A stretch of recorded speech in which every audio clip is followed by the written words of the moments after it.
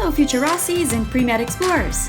This is Milena Garcia, your host for Ross University Checking the Pulse, a pre-med podcast.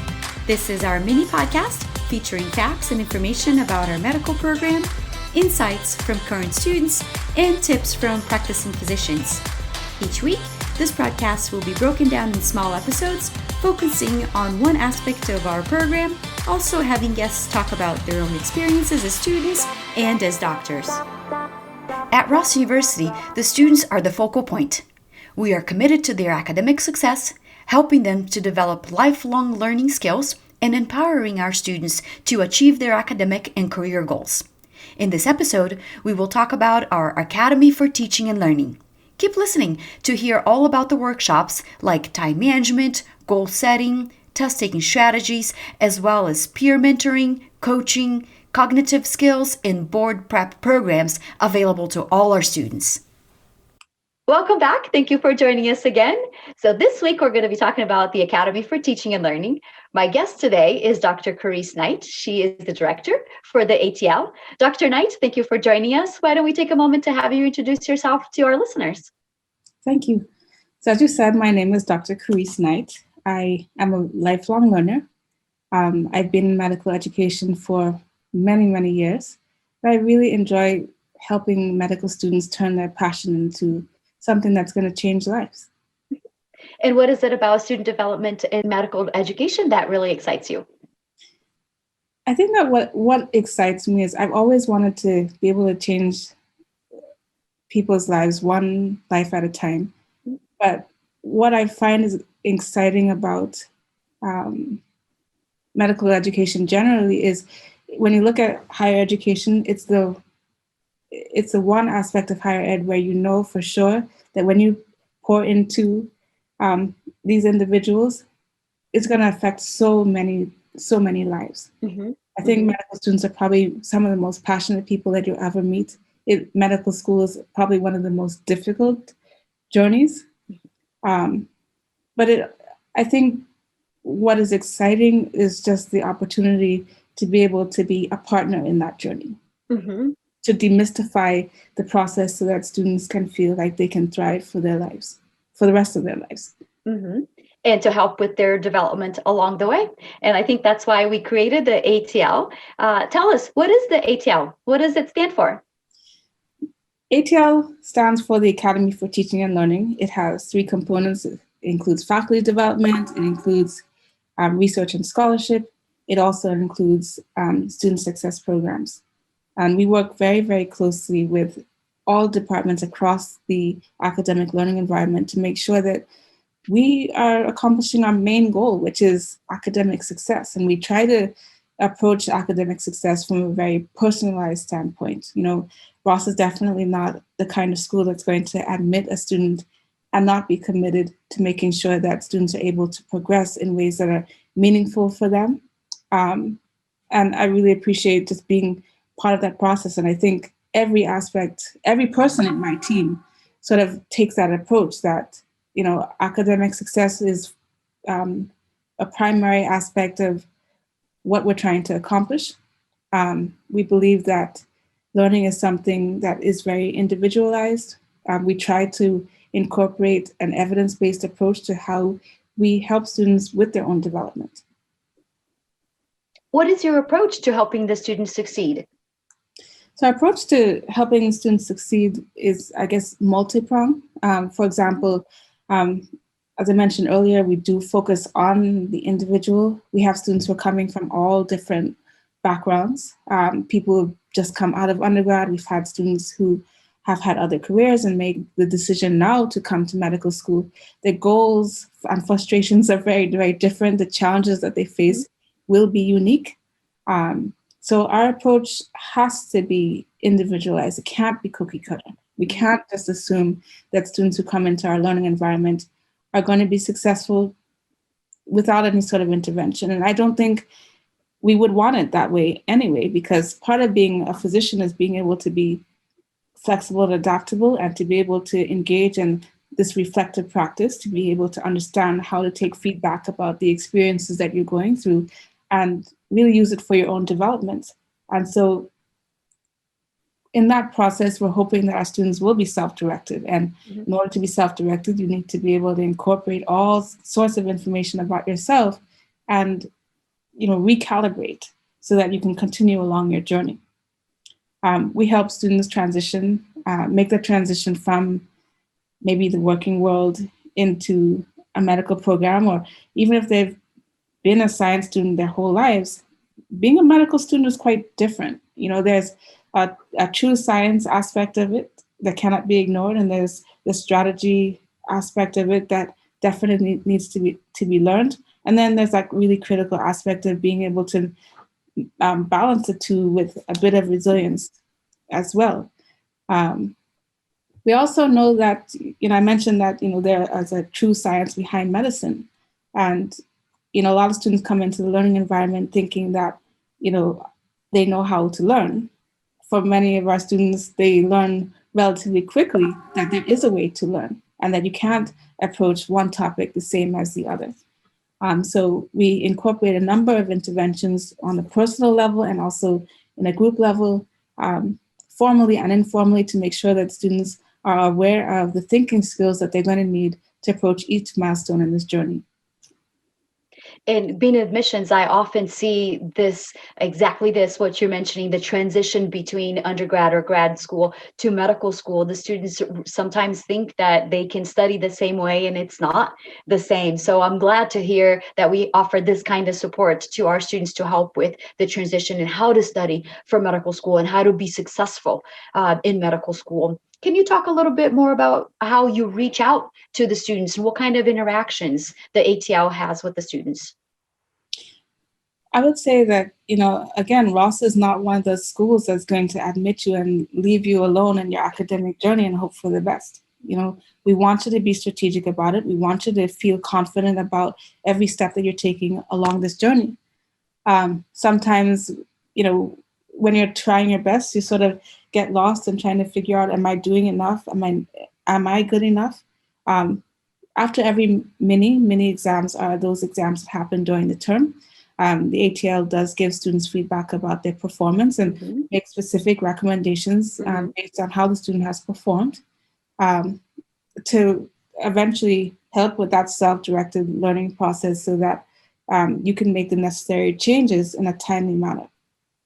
We also, and to do this, I would say we have to make sure that we're committed to connecting with other departments, because sometimes we have to approach the situation on an individual level, like what I've described in terms of making sure that we give individualized feedback to students and guide them to resources that we think would be helpful.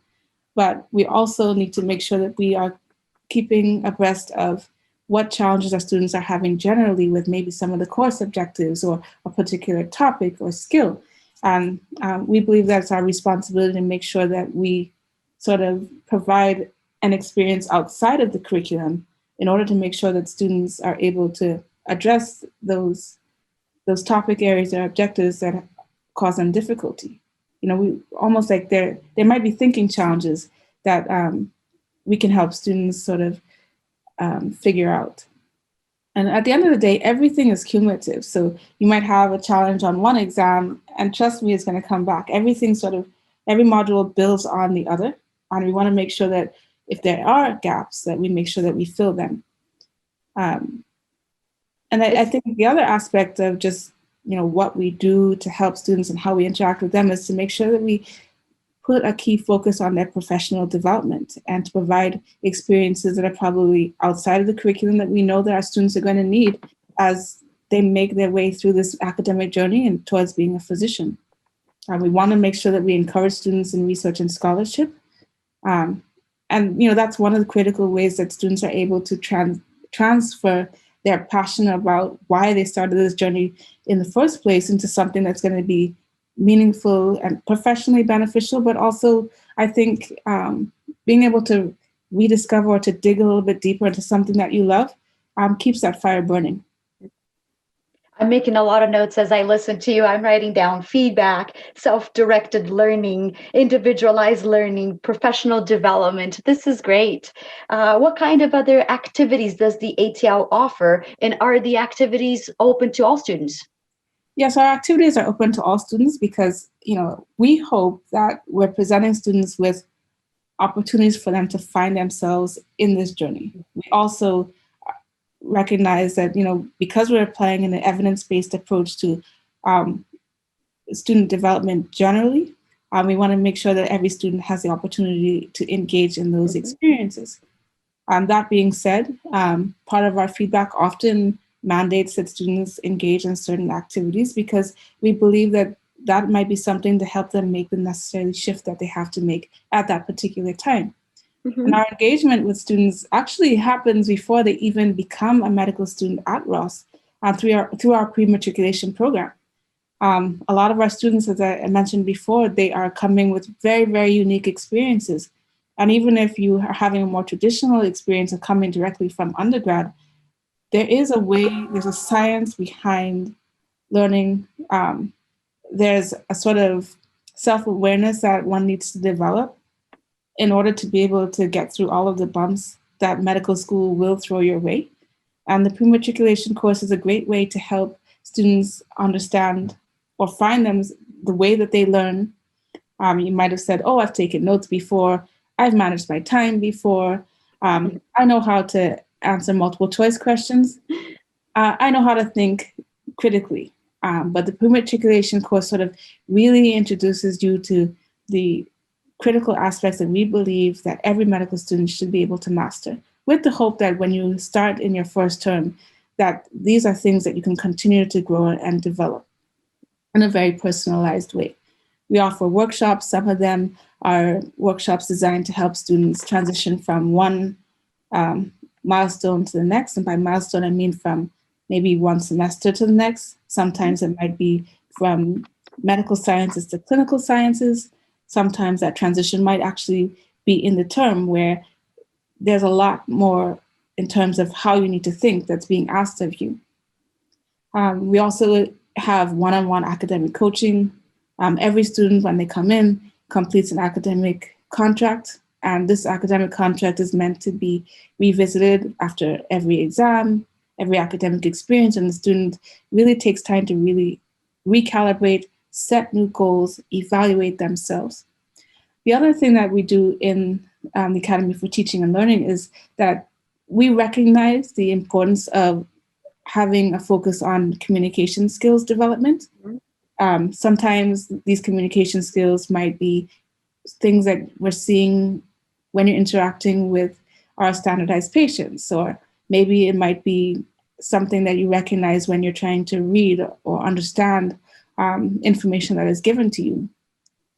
So if those are challenges that we see or faculty might see our students having difficulty with, or maybe you might self-report that, I think I'm having a little bit of an issue understanding some aspect of communication. We want to make sure that we provide a resource so that you have an outlet to develop yourself in those areas. We also provide support for our ESL learners.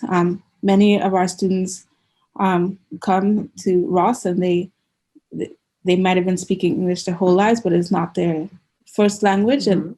And they may encounter some challenges that maybe you might not have seen when you're in undergrad, but are now servicing as a medical student. So we want to make sure that, if English is not your second language, that we are providing the necessary support for you to be able to handle your academic challenges. I would say that we also work closely with mind-body medicine, and mind-body medicine is something that a lot of medical schools are getting into. But I think for Ross, we recognize the importance of maintaining wellness, being resilient as you go through this journey, and we also want to make sure that that we understand and appreciate the challenges that our students face, and we give them appropriate ways to be able to go through those challenges. Our cognitive skills program is a great program in semester one. We use Bloom's taxonomy and a number of evidence-based strategies in order to help students learn how to learn for their different disciplines. For example, when a student is studying one area of content, let's say biochemistry, the thinking skills that you're going to need are going to be quite different when you're studying something that's in anatomy or some other aspect of medicine. And so we built this skills program to sort of coincide with what students are learning, so that as you transition from one topic to the next, especially in the fundamentals course that you'll be taking in semester 1, that you know what thinking skills are required. And so one way that that program runs is that you might be in a small group of, let's say, 8 students, and the skills might be presented to you. And then you work with your group using a very active approach to incorporate that skill into the concept that you're learning. And we hope that this then becomes something that you can replicate on your own or with your peer group. And speaking of peers, peer tutoring is a program that is offered. It's free to every student. A lot of our peer tutors think it's a really great way to give back. But at the same time, some students will use it to kind of keep their skills up as they prepare for step 1. But from the student user aspect, I would say that there's no better way to learn something than to learn from those who have walked the walk. And the peer tutors also get paid, right? Yes, they do. Yeah, nice. Yeah. And for our board prep program, obviously board prep starts from semester 1. As our students approach semester 3 and up, our interventions around preparation for your board exams get progressively increased, especially in the final semester, where you'll be taking several NBME exams and getting feedback on those exams. So we'll work with the faculty and work with students to make sure that we can provide support for students who need to brush up their skills in a particular area. We help with preparing and actually developing a plan for how you're going to approach that milestone. And everybody really is on a different pathway. And we want to make sure that students really understand that, the step 1 exam is critically important. And we want to make sure that every student is prepared and is able to achieve the score that they want, or achieve their goal that they want for the specialty that they'd like to obtain. This is a long list of activities that the ATL offers. You guys must be busy all the time. And in your experience, what do you see the students struggling with the most? Honestly, I don't see that raw students have any greater difficulty than what the literature would say about what medical students struggle with the most.